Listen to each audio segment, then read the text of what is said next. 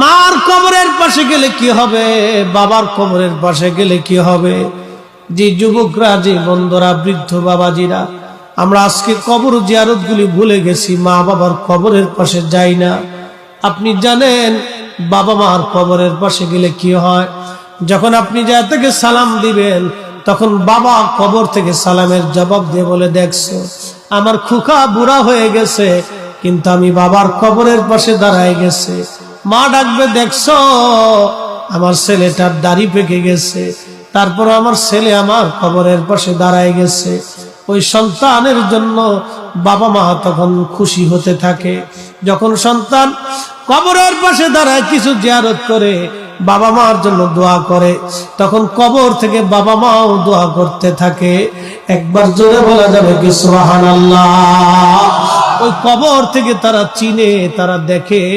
আপনি দেখেন না?